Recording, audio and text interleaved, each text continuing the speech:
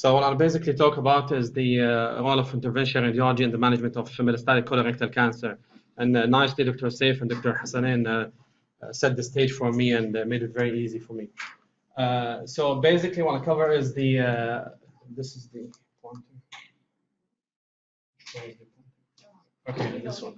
So what I'll basically cover is the liver-directed therapy. I'm not going to talk about the other things, which are the oligometastatic disease to lung, bones, and the tumor marker implantation.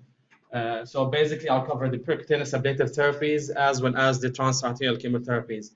So pretty much everything we do for metastatic colorectal cancer is translated from the hepatocellular carcinoma. But with some technical differences, specifically for the percutaneous ablative therapy and the amount of literature we have to support or avoid doing these kind of therapies. So for the RFA, for the radiofrequency ablation, as Dr. Hassanin said clearly, anything smaller than 3 centimeter, we have very good chance of achieving complete response. Almost approximately 90% if the lesion is smaller than 2 or 3 centimeter. And the larger the lesion, between 3 to 5 or more than 5 centimeter, the chances of achieving complete responses start dropping dramatically. And this is provided that the lesion is clearly visible for us by ultrasound or CT or any kind of imaging guidance.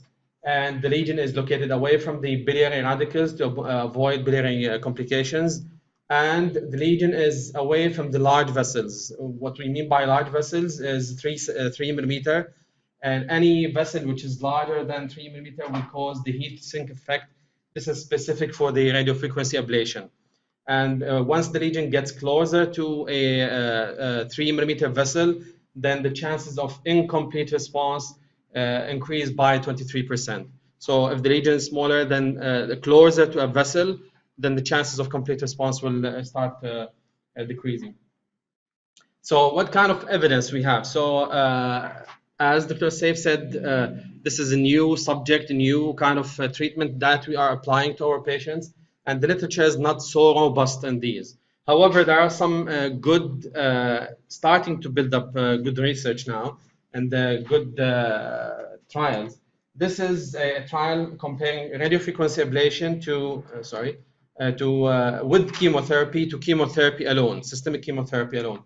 And this is the trial actually. It's a large multicentre trial from Europe, Eurotech. It's an intergroup phase 2 trial which randomized 119 patients who have metastatic colorectal cancer to liver. 59 of them were randomized to systemic therapy alone.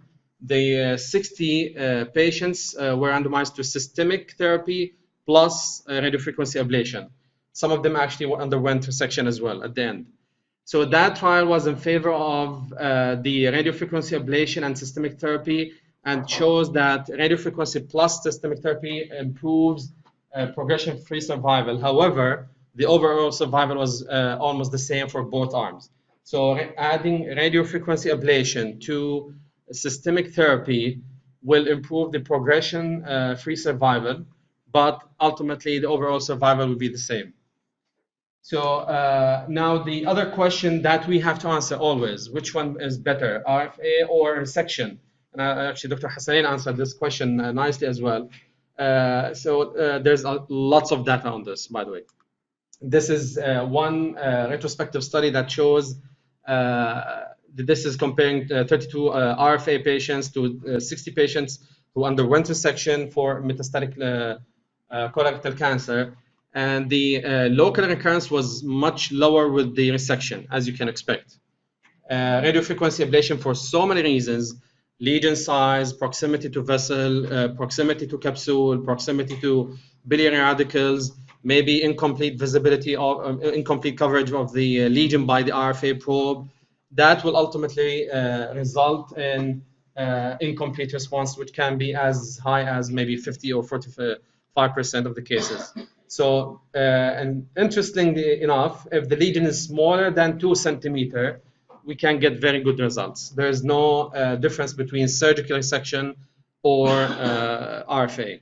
So the conclusion from this study, RFA is good for lesions smaller than 2 centimeter. If the lesion gets bigger than 2 centimeter, which is obviously surgical resection will do better job.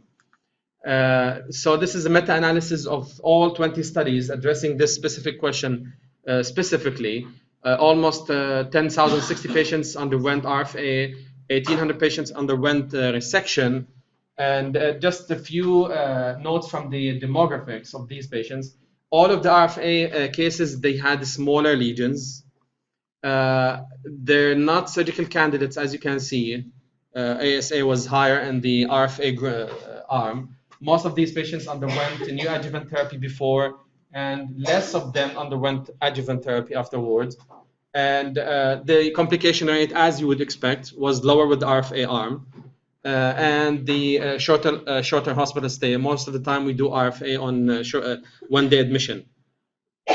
And there was no difference in 30-day mortality, and not surprisingly, RFA showed higher rate of recurrence, as you would expect as well, odds ratio of 1.66, and the 5-year survival, disease-free survival, and overall survival were lower with RFA. So technically what I'm trying to say, RFA is not as good as resection, but if you choose the proper patient, proper lesion, proper location, then the chances will be probably as good as surgical resection. Now, the new modality, which is the microwave, which we have in our institution, so many questions arise regarding the microwave. Is it better than RFA or is it worse? What are the differences? In terms of technical differences, microwave generates higher temperature. This is one. It's faster. It's technically easier for us because there's no pads for the patient, less chances of causing skin burns for the patient, and there's no heat sink effect associated with microwave because the probe itself generates the temperature as compared to the RFA, which is a circuit of electricity going through. If you have a current or a flow next to it, it will eliminate the temperature immediately. The microwave will generate lots of temperature as high as 100 Celsius as compared to the RFA, which is probably around 60. And if it gets closer to small vessel, to a large vessel, then the temperature will drop dramatically, so it will not achieve good response. So which one is better now? This is a retrospective comparison of matched cohorts, 254 tumors, 127 per each group. And it sounds like microwave performs better in terms of complete response. There was only 6% recurrence rate with microwave as compared to 20%, which was statistically significant. So because of the higher temperature, I think microwave does better job than RFA, provided you select the right lesion, the right patient. And this shows the early divergence of the survival or the ablation site recurrence rates. Microwave does better job compared to the RFA. And now the question is, for us at least technically, is microwave better than RFA in perivascular or peribiliary? If the lesion is centered in the near the bile ducts or next to a big vessel, which one is better? This study answers this question. 774 unresectable colorectal metastases. They selected 122 patients with almost 200 lesions. 160 were perivascular alone, and the rest were peribiliary plus perivascular. So it sounds like for perivascular lesions, both microwave and RFA do the same job. They're as equally safe and effective.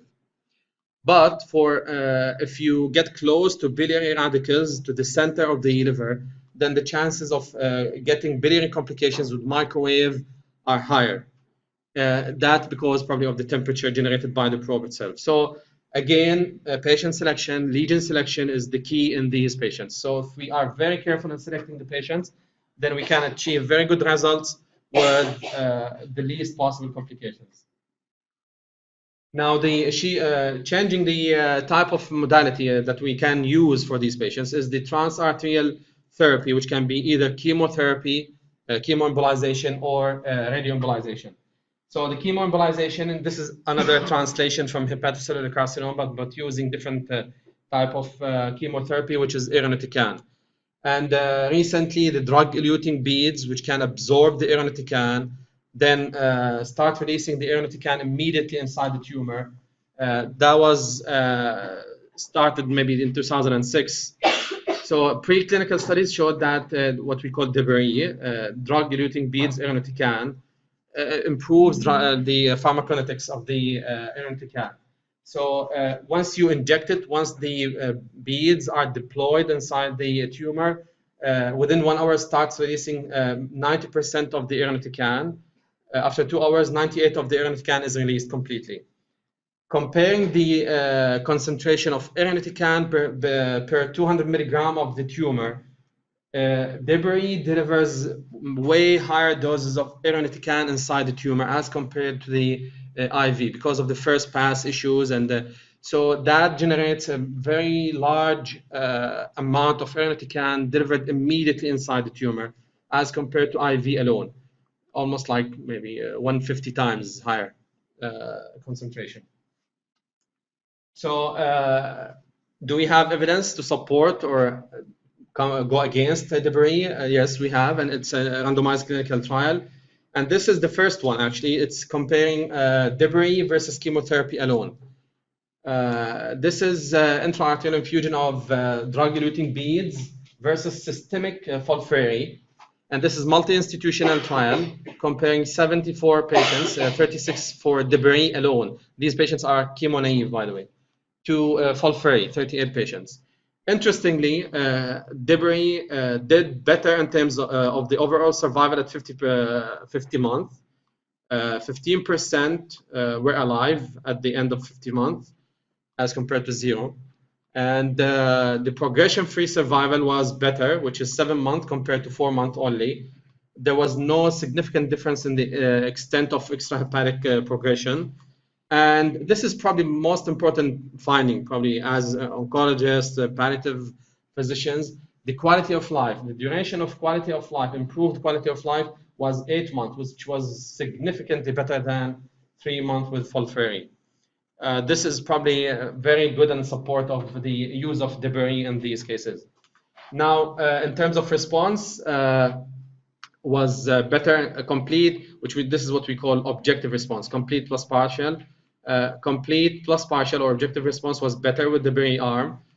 Stable disease was better as well. Probably, I don't know how much significant, but ultimately the overall survival was what's your interest. Toxicity, not surprisingly, because of the lower concentration of systemic irinotecan, was lower, specifically neutropenia, more than grade 3, and the mucositis is way less with the debris, 1% versus 20%. The change in LFTs and bilirubin was very transient, went back to normal after 3 weeks, but it was as you expect because it's embolization procedure. You will have elevation in LFTs and bilirubin. Now, there's another trial which is debris plus chemo, which is FOLFOX, compared to FOLFOX only. This is also another trial comparing chemo-naive patients. Modified FOLFOX and Avastin in 30 patients, FOLFOX and debris in 40 patients. Both they had 30% liver involvement. They received the same median number of chemotherapy cycles on both arms. Interesting demographic thing is the patients who were treated with debris, they had higher grades of EGOT, 1 to 2, 57% of them were at least 1 to 2 in the debris arm, and they had more extrahepatic disease. So the overall response rate was much better, significantly better with administering debris directly along with the chemotherapy. As you can see, 78% they had complete overall response rate at 2 and 4 and 6 months, and significantly more downsizing to resection when you administer debris, drug-eluting beads, transarterial. And also improved the median progression-free survival, 15 months versus 7 months. And the literature is building up. As you can see, you have so many trials not trials actually, only randomized clinical trials here at the top, and the rest are prospective registries with different endpoints and different median overall survival. But at the end, literature is building up. It might take some years to just confirm or go against this type of treatment. Now, the last thing, which is probably the most interesting thing, is the use of selective internal radiation therapy, which we call radioembolization. And this is another translation from hepatocellular carcinoma. And we used it for cholangiocarcinoma and neuroendocrine tumors and metastatic colorectal cancer. And there's a large trial, which is probably all you know, FOLFOX, and it's actually a combination of 3 trials. It's the radioembolization plus chemo as a first-line therapy compared to systemic chemotherapy. This is the first, they call it FOXFIRE, SIRF FLOX, and FOXFIRE-Global. This is a combination of 3 randomized clinical trials, almost 1,000 patients, 550 almost for FOLFOX, and 550 for both systemic and radioembolization. And this is this table shows the extrahepatic metastases at the time of beginning of the randomization. Large proportion of these patients, they had extrahepatic metastases at the beginning, and more than 25% of liver involvement was almost the same in both arms. 30% of them, they had more than 25% of liver involvement. This trial was not in favor of radioembolization. So just to show you, the survival was not different between the 2 arms of the study. There was no benefit of adding the radioembolization as a first-line treatment in these patients. And as you can see, the median over survival time was almost like 23 months for both arms, not much difference. Progression-free survival was not statistically significant. And also, the median progression-free survival was almost the same for both arms. So nothing was frankly positive. However, the liver response was better with the radioembolization arm because you're directly hitting the liver with the radioembolization. However, the extrahepatic recurrence was higher with the systemic therapy. So, and also there was no difference between patients who ultimately go for resection. Both arms, they had the same number of patients.